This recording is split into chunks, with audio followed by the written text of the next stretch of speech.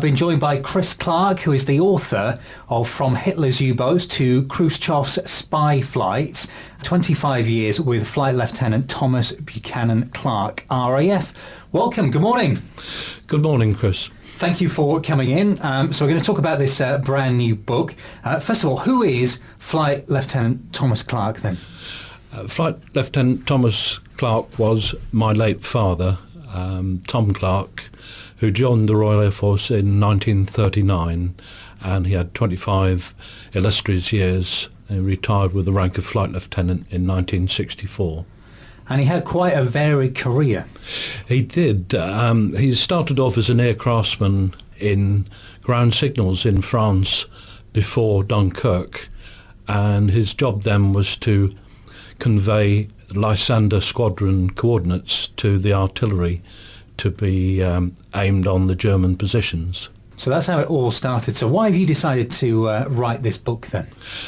I knew very little of my father's Royal Air Force career, which sounds strange having been brought up on various Royal Air Force stations as a boy, but my father was quite a secretive person. So what made you want to find out more and put pen to paper and find out about his background then? Dad died in 2005, and round about 2007 I decided to get his personnel record just for family history purposes.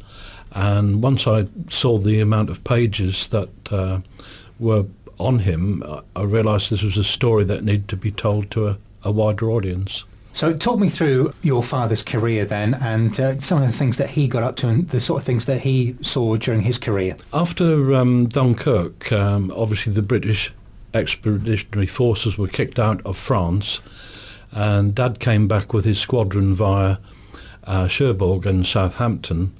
He then trained as an air gunner, and the first squadron he joined was a flying boat squadron, 201 in Sullom Voe in the Shetlands, which held a crew of 12. Tom joined that the same year Bismarck was sighted going through the Denmark Straits.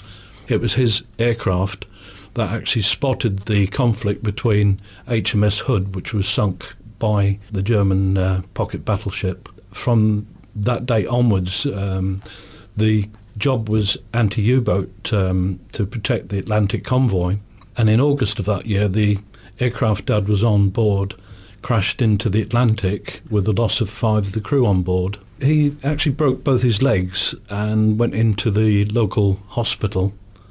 When he came out, subsequently about 2.5 months later, his squadron moved on to Northern Ireland.